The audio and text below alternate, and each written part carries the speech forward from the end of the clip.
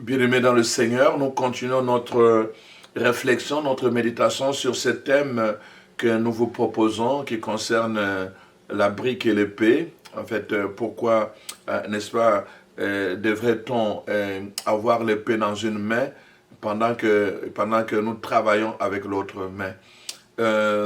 Cette réalité, nous allons découvrir cela dans les livres de Néhémie. Notamment, nous allons regarder le chapitre 4 en particulier. Alors donc, nous allons voir comment protéger ce qu'on a bâti, comment protéger notre autel, comment protéger notre tente, comment protéger notre puits. Nous allons voir tout cela à travers évidemment l'image que nous présente le prêtre et Néhémie.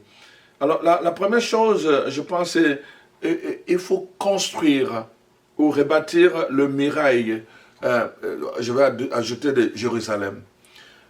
Nous devons rebâtir le muraille de Jérusalem qui ont été évidemment en ruine. Je vais vous expliquer, Jérusalem, c'est la ville de paix. Nous pouvons appliquer cela à notre autel. Si nous voulons que notre autel soit un lieu de paix, vraiment, nous devons rebâtir le mur qui a été détruit. Si nous voulons que notre couple soit un lieu de paix, nous devons bâtir le mur, vraiment de murailles, pour en faire une forteresse, pour protéger notre couple. Si nous voulons vraiment que notre famille soit un lieu de paix, nous devons bâtir une muraille pour protéger notre famille. Jérusalem, la ville de paix, un lieu de paix. Donc, c'est important. Et si nous voulons que notre travail au bureau ou ailleurs soit un lieu de paix, avec tout le monde, avec tous ces gens avec qui nous travaillons, nous devons bâtir une muraille, n'est-ce pas? Nous sommes dans la dimension spirituelle, bien entendu. Alors donc, nous allons regarder tout cela en partant d'un texte réel où les gens ont bâti la muraille de Jérusalem dans la réalité, dans l'histoire de ce temple, mais nous allons transférer ça dans une compréhension spirituelle pour que nous comprenions comment et pourquoi nous devons bâtir la muraille pour en faire, n'est-ce pas, une forteresse. Donc, nous allons... La première chose avant d'entamer le texte comme tel de Néhémie, la première chose, c'est que nous savons que dans le premier chapitre, Néhémie s'informe de la situation de Jérusalem. Parce que c'est sa patrie. Il est loin de Jérusalem et son cœur est proche de Jérusalem. Il s'informe, la première chose, il s'informe. Quand il s'est informé, on lui a donné la nouvelle. Qu'est-ce qu'on lui a dit? Que voilà, tout va bien, mais les murs du temple sont tous en ruine. Alors, quand il a appris ça, la Bible dit, il était tout triste. Il est devenu triste. Pourquoi? Parce qu'il a appris cette nouvelle-là. Alors, la deuxième chose, il s'est mis en prière. Il ne commence pas comme ça pour aller bâtir. Non, d'abord, il se met en prière pour demander l'intervention de Dieu. Pour demander, Seigneur, je suis prêt à te prêter ma main. Je suis prêt à te prêter mon intelligence. Je suis prêt à te prêter ma présence, mes conseils. Mais à condition que toi, tu sois avec moi. À condition que ce projet soit ton projet.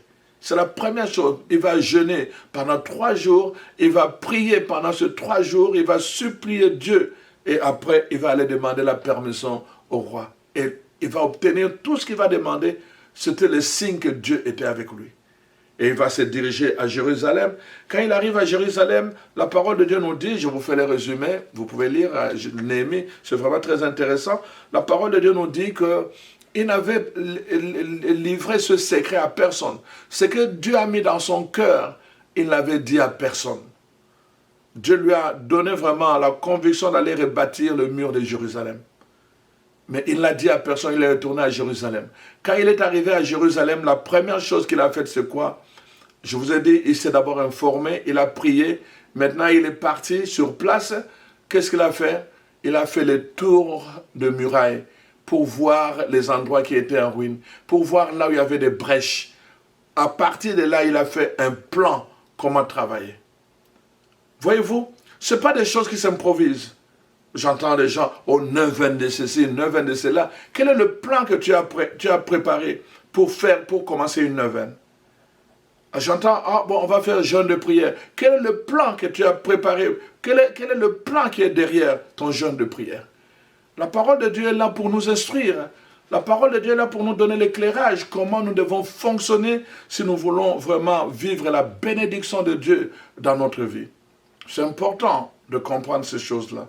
Voilà pourquoi, chers frères et sœurs, on est là. On est là pour entrer en profondeur dans la parole de Dieu. Alors donc, Néhémie va retourner à Jérusalem, il va faire le constat par lui-même. Il avait eu l'information, il a voyagé, il est arrivé sur place, il fait le constat par lui-même pour faire le plan de travail. Voyez-vous? Et après, il va convaincre les gens. Il va convaincre les gens qui étaient là, qui étaient déportés, qui sont rentrés à Jérusalem, le convaincre. Dieu était avec lui. Il savait cela. Il va les convaincre pour entamer, n'est-ce pas, ce travail-là. Parce que c'était une nécessité. Pourquoi? Parce qu'au cœur de ce muraille, il y avait, n'est-ce pas, le temple de Dieu. Pour renouveler l'alliance avec Dieu, il fallait d'abord commencer par, n'est-ce pas, rebâtir le mur. Après avoir rebâti le mur, il fallait, n'est-ce pas, retravailler. Nous allons voir ensemble tout cela. Je voulais d'abord vous montrer cela. Donc, c'est la première chose que nous devons faire. Le manque de murailles, dans notre vie, ça nous rend fragiles, n'est-ce pas? Ça nous rend vulnérables aux attaques de l'ennemi et aux voleurs. Moi, en Afrique, dans la plupart des cas, vous allez voir les gens qui ont bâti des châteaux, qui ont bâti des grandes maisons, des belles maisons. Vous n'allez pas les voir exposés. Il y a toujours des grands murs, et en longueur et en hauteur.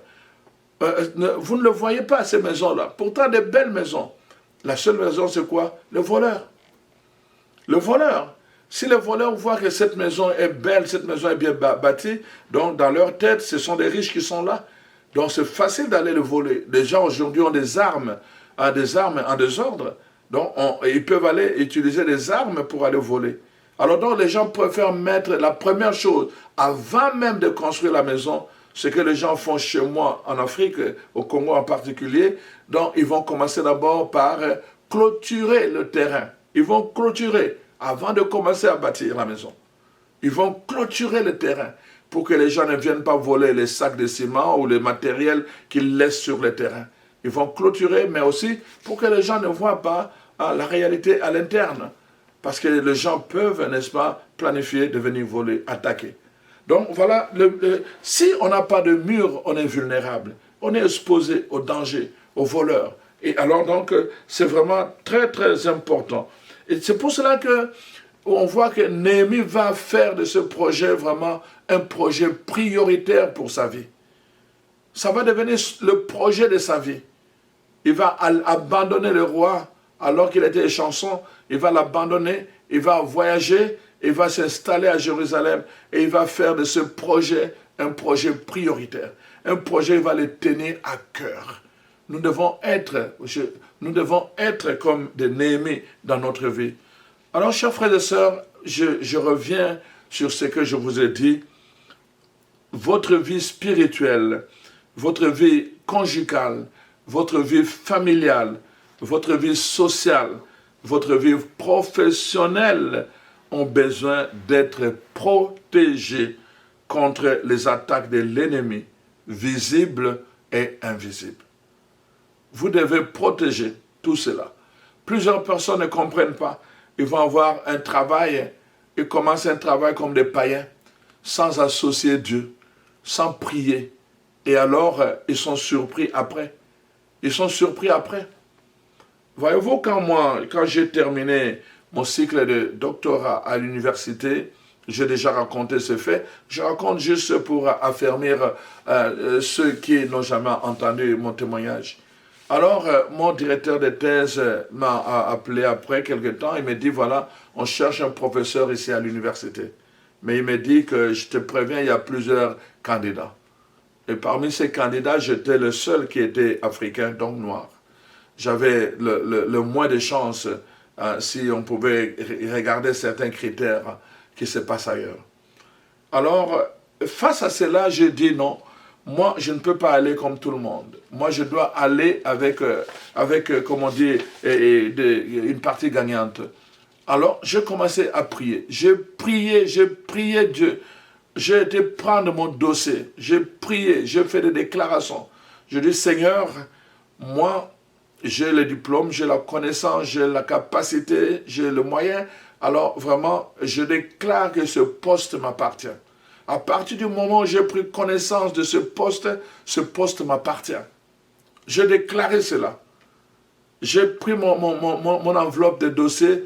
Je dis, Seigneur, marque ton sceau prioritaire sur mon enveloppe pour que ça passe de façon prioritaire. Quel que soit le nombre de candidats, que mon enveloppe passe de façon prioritaire. Mets un sceau avec ton sang précieux. J'ai prié Dieu. Et alors, je suis allé déposer mon dossier à l'université. Je n'ai pas fait comme... parce que le directeur m'avait demandé. Je ne me suis pas comporté comme un païen. J'ai prié. Je suis allé déposer. Savez-vous ce qui s'est passé? J'ai déposé au mois de mai. À la fin du mois, aucun appel. Le mois de juin, aucun appel. Le mois de juillet, aucun appel. Je n'ai jamais... J'ai confié mon dossier au Seigneur. C'est à lui. Si ça ne passe pas, ça ne passe à volonté. J'étais calme et je ne m'étais pas agité parce que j'avais prié Dieu. Au mois d'août, je suis allé célébrer une messe chez le sœur et une religieuse me dit « Ah, félicitations après la messe ». Je dis « Pourquoi ?» Elle dit « Mais j'ai vu que tu vas enseigner à l'université ». Je ne savais pas. C'était une grande surprise pour moi. Je dis « Waouh, Dieu est vraiment grand, il est puissant, il est merveilleux ». Je suis allé voir à l'université. Il n'y avait pas de feuille qui signalait. Je dis, mais c'est pas possible. Alors, finalement, la sœur m'a donné une preuve. Et alors, j'ai téléphoné au doyen. Il dit, mais comment, tu ne sais pas que tu vas donner cours? Je dis, non, je ne le sais pas. Il dit, bon, écoute, je vais parler à la secrétaire et je vais lui demander de t'envoyer immédiatement le contrat de travail, mais qu'il le fasse par voie prioritaire. L'expression que j'avais utilisée dans ma prière, le doyen l'a utilisée pour me parler du contrat qui allait venir. Le lendemain, je recevais le contrat du travail.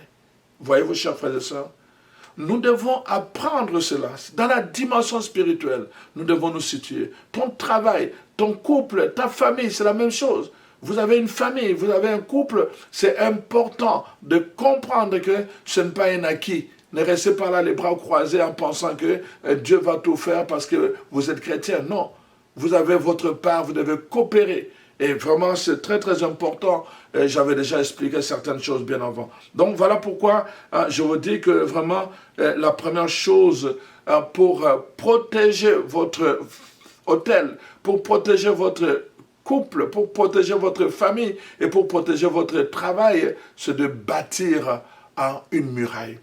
De bâtir une muraille. Quand vous bâtissez une muraille, vous l'assurez d'une forteresse spirituelle. J'ai regardé dans les dictionnaires le mot forteresse, ça dit ceci. Forteresse, c'est un lieu fortifié, organisé pour la défense d'une ville ou d'une région. Forteresse, c'est aussi ce qui protège, ce qui défend avec force quelqu'un ou quelque chose. Forteresse, c'est aussi ce qui résiste à l'action au courant extérieur. Forteresse, c'est un rempart, une citadelle. Voyez-vous? Donc, de même que le muraille serve tout à la fois, n'est-ce pas, je veux dire, c'est très très important, cette assurance que nous avons, parce que notre hôtel, parce que notre famille, parce que notre travail est protégé par une forteresse, par une muraille, par un rempart. Et nous savons que, alors, nous sommes vraiment bien défendus, nous sommes bien protégés. Voyez-vous? Alors donc, dans le muraille, leur rôle c'est quoi? Ça sépare. Ça sépare ceux qui sont à l'intérieur de ceux qui sont à l'extérieur. Le muraille permet aussi, n'est-ce pas, ça défend. Ça vous défend contre les attaques de l'extérieur, des ennemis. Le muraille permet aussi à ceux qui sont à l'intérieur, n'est-ce pas, c'est d'avoir un ordre, une façon de vivre, n'est-ce pas, un mode de vie qui est ordonné par des lois, par des principes, mais pour tout le monde. Voyez-vous, quand on est à l'intérieur du mirail, on est régi par une loi, par un mode de vie, un style de vie qui nous est proposé, qui nous est imposé. Donc, c'est très, très important. À l'intérieur de la famille, il y a un style de vie. À l'intérieur du travail, je dois avoir un style de vie. À l'intérieur de mon hôtel, je dois avoir un style de vie. Et c'est très important. Le mirail me permet de fonctionner à l'intérieur de tout cela. À Jérusalem, évidemment, le muraille servait aussi pour protéger le sanctuaire. Voilà pourquoi il y avait cette muraille-là. Alors, la finalité de muraille, c'est vraiment d'assurer la sécurité des citoyens ou des concitoyens, mais aussi d'empêcher l'infiltration des ennemis, des étrangers. Le muraille était là pour assurer la sécurité, mais aussi empêcher l'infiltration. Je te pose la question aujourd'hui. Dans quel état sont les murailles de ton hôtel? Dans quel état sont les murailles de ton couple? Dans quel état sont les murailles de ta famille? Aujourd'hui, dans quel état sont les murailles de ton travail? Pour les savoir, bien sûr, il faut faire comme Néhémie avait fait. Il a fait le tour de murailles pour voir s'il y avait des brèches ou des parties qui étaient en ruine. Nous devons faire le tour, c'est-à-dire, on appelle ça, dans le langage spirituel, un examen de conscience. Je fais un examen de conscience dans ma relation avec Dieu. Je fais un examen de conscience dans ma relation de couple, de partenaire. Je fais un examen de conscience dans ma relation en famille, comme parent, comme enfant. Je fais un examen de conscience dans ma relation avec le travail et avec les autres avec qui je travaille. Je fais un examen de conscience, je regarde dans quel aspect de ma vie, n'est-ce pas, il y a des brèches, ou il y a quel aspect de ma vie est en ruine. C'est alors seulement que je vais prendre la décision, n'est-ce pas, de bâtir. C'est très important. Je vous ai dit que vous devez bâtir la muraille. Bâtir la muraille, c'est aussi, n'est-ce pas, le faire dans la dimension spirituelle. Et c'est là surtout mon point. Nous devons le faire dans la dimension spirituelle. Je suis en train d'expliquer cela à travers cet enseignement. Vous savez, la dimension spirituelle, c'est aussi la prière. Comme par exemple la prière que je fais, non seulement ça alimente mon hôtel, ça alimente le feu de mon hôtel, mais en même temps, ça met une muraille tout autour. La prière, c'est aussi, n'est-ce pas, quand je lève la prière constamment vers Dieu, je lève une muraille autour de ma vie, autour de ma famille, ou autour des personnes pour qui je prie. C'est très important. Je vous donne juste un exemple personnel, parce que parfois c'est important de partager son témoignage personnel pour aider les autres, n'est-ce pas, à voir comment il faut s'organiser, comment il faut bâtir le muraille, le muraille de la vie. Alors, personnellement, moi, chaque fois, quand je me lève le matin, je pars du matin, je le fais le soir, je le fais en d'autres circonstances, mais le matin, avant de sortir de chez moi, la première chose, n'est-ce pas, j'invoque le revêtement de Jésus-Christ, j'invoque le revêtement du Saint-Esprit, et j'invoque son onction pour que je puisse être utile dans le main de Dieu et que je puisse contribuer, n'est-ce pas, à le faire connaître. Je demande au Seigneur vraiment de me revêtir, à Jésus de me revêtir de sa présence, de sa beauté, de sa résurrection, pour que je le révèle à travers les gens que je veux voir, que je puisse le regarder avec les yeux de Jésus, avec compassion, avec amour, sans le juger, et voir, ne pas m'attarder sur les apparences, sur les couleurs, mais m'attarder surtout sur le cœur qui aime Dieu et le cœur qui aime les autres. Alors, je regarde les gens en fonction de cela, mais j'ai besoin du revêtement de Jésus-Christ pour voir comme lui voient les gens.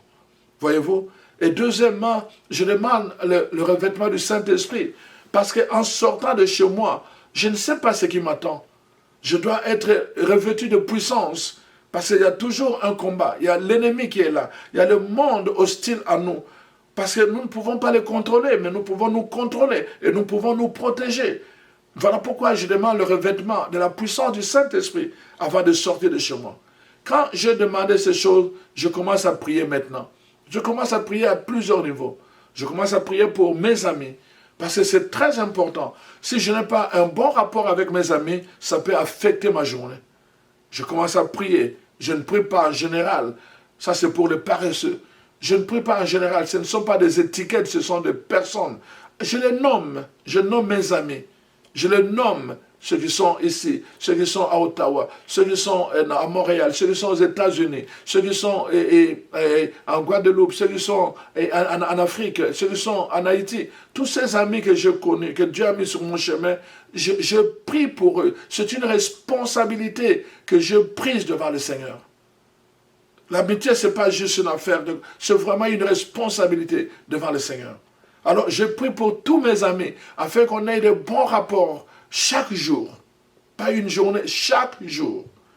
Je commence à prier maintenant pour tous les bienfaiteurs, tous ces gens qui me soutiennent d'une façon ou d'une autre, ceux qui soutiennent le ministère. C'est mon devoir de prier pour eux tous les jours. Je prie. Je prie maintenant pour les gens avec qui je dois aller travailler. Je prie pour ma secrétaire, je prie pour, comment je vais dire, mon assistant curé. Je prie pour toutes ces personnes qui travaillent à la sacristie. Je veux commencer la messe. Les gens qui travaillent dans les bureaux, différents bureaux. Je prie pour chacun d'eux afin que nous ayons vraiment un rapport harmonieux tous les jours. Imaginez un peu qu'avec ma secrétaire ou avec mon assistant, qu'on n'ait pas des rapports harmonieux et qu'on doit travailler dans le bureau tous les jours ensemble. Imaginez ce que ça ferait. Ça deviendrait l'enfer. Donc, je n'attends pas qu'il y ait de problème. Moi, je précède en demandant justement que vraiment le milieu dans lequel je vais travailler soit assaini. Que ça soit assaini, que le cœur de chacun d'eux vraiment soit tourné vers Dieu, vers la paix de Dieu. Je demande la paix, je demande la compréhension, je demande vraiment toutes ces attitudes de cœur, hein, la compassion, la patience dans nos rapports, dans tout ce que nous allons vivre et faire, que nous soyons patients, compréhensifs les uns par rapport aux autres. Je demande tout cela avant d'aller. Ce sont des murailles que je demande. Protège-nous contre la tentation de la médisance, la tentation de mal agir, de la rancune. Je demande cette protection tous les jours. Je prie pour eux. Parfois, ils le savent. Je ne sais pas s'ils le savent. Ça m'importe peu qu'ils le savent ou pas. Je le dis là, sûrement, ils vont le savoir. Mais ce que je veux dire, c'est quoi? C'est que c'est une responsabilité. C'est ma façon de mettre une muraille pour que l'ennemi ne vienne pas s'aimer l'ivraie dans mes relations, qui ne viennent pas s'aimer l'ivraie dans mon travail. Moi, j'ai la responsabilité d'assainir mon travail, le lieu de mon travail. Je dois prier pour que le lieu de mon travail soit saint. S-A-N-I. Vraiment saint, pour que nous travaillions de façon saine d'esprit. C'est ma responsabilité. C'est de cette façon-là que je lève la muraille, n'est-ce pas? Tous les jours. Je dis bien tous les jours. Je dois prier pour ces gens-là. Et après, je prie évidemment pour ma famille, je prie pour toutes les personnes qui me demandent une prière particulière. Je prends le temps de prier pour eux. Je vous encourage, si vous êtes parmi ces personnes-là, vous-même aussi, de prendre le temps de prier pour vous-même. Voyez-vous, chers frères et sœurs, c'est très important. Je suis en train de vous montrer comment élever la muraille dans la dimension spirituelle. Quand vous êtes un couple, vous devez prier pour l'autre qui s'en va au travail. Vous devez prier pour l'autre. Et donc, quand vous êtes une famille, vous devez prier pour vos enfants. Demandez la protection sur vos enfants, là où ils sont, à l'école, au travail, n'importe où. Demandez la protection, qu'ils soient protégés des abus, qu'ils soient protégés de la violence, qu'ils soient protégés de mauvais amis. Vous devez demander cela, mais c'est une muraille que vous êtes en train d'élever en priant pour vos enfants tous les jours. Tous les jours, vous élevez votre muraille. Tous les jours, vous élevez une brique après l'autre, une brique après l'autre, une brique après l'autre. Voyez-vous, chers frères et sœurs, c'est un travail de tous les jours. Ce n'est pas un travail qui est fini parce qu'on a prié une fois et on pense que c'est... Non, c'est tous les jours que nous devons apporter du bois pour que le feu de l'Éternel, le feu de l'autel ne puisse pas s'éteindre. C'est tous les jours que nous devons alimenter l'amour entre nous. C'est tous les jours que nous devons veiller à ce qu'en famille qu'il y ait le respect. Et c'est tous les jours que nous devons prier aussi pour que de mauvais amis, de mauvaises personnes ne viennent pas s'infiltrer dans notre famille, dans notre maison, pour apporter, n'est-ce pas, des discours, des langages que nous ne tolérons pas entre nous. C'est important. Moi, dans ma maison, quelqu'un qui viendrait pour fumer, je vais lui dire, non, tu ne peux pas fumer de chez moi. Moi, j'ai refusé de fumer toute ma vie. Ce n'est pas toi qui viendras fumer dans ma maison. Dans la dimension spirituelle, c'est la même chose. Nous devons protéger par les discours, mais aussi par des attitudes. Protéger, n'est-ce pas, notre vie, notre maison, notre famille. Et de cette façon-là, n'est-ce pas, nous allons comprendre comment il faut vraiment développer notre vie de tous les jours. Alors donc, dans les textes que je vais lire maintenant, vous allez voir que ce n'est pas évident. Je vais prendre le temps de lire ce texte. Vous allez voir que ce n'est pas évident. Voici ce que la parole de Dieu nous dit. Dans les livres de Néhémie, nous sommes en train de regarder les livres de Néhémie, au chapitre 4 maintenant. J'ai expliqué les détails, maintenant je vais lire la partie qui m'intéresse. Alors voici... lorsque nos ennemis apprirent que nous étions avertis, Dieu anéantit leur projet, ça c'est le verset 15, et nous retournâmes tous à la muraille, chacun à son ouvrage. Verset 16, depuis ce jour-là, la moitié de mes serviteurs travaillaient et l'autre moitié était armée de lances, de boucliers, des arcs et de cuirasses. Le chef était derrière toute la maison de Juda. Ceux qui bâtissaient la muraille et ceux qui portaient ou chargeaient le fardeau travaillaient d'une main et tenaient une arme de l'autre. C'est là que vient le thème de cet enseignement. Vous voyez, ceux qui portaient et chargeaient le fardeau travaillaient d'une main et tenaient une arme de l'autre. Chacun d'eux, en travaillant, avait son épée ceinte autour de rein, et celui qui sonnait la trompette se tenait près de moi. Alors, voici donc, je suis en train de vous montrer comment le prophète, le prêtre Néhémie essaye un peu d'organiser maintenant la reconstruction du mur de Jérusalem. Donc, parce que avant, n'est-ce pas, de réhabiliter le temple, il faut d'abord commencer par rebâtir le mur qui est en ruine. Et à cause de cela, n'est-ce pas, il se rend à Jérusalem et il convainc le peuple, tout le peuple se met ensemble. On ne peut pas bâtir le mur seul, on ne peut pas bâtir la famille seule, on ne peut pas bâtir le couple seul. On doit être ensemble, on doit se mettre ensemble. C'est ça en fait que la parole de Dieu nous montre. Ils se mettent ensemble parce que l'ennemi, quand il attaque, ils se mettent ensemble. Quelle est cette maison? Quand l'ennemi, vous avez chassé un ennemi, la Bible dit, s'il part, il revient, il trouve la maison occupée, il va aller chercher d'autres démons. Ils vont venir ensemble pour venir vous attaquer.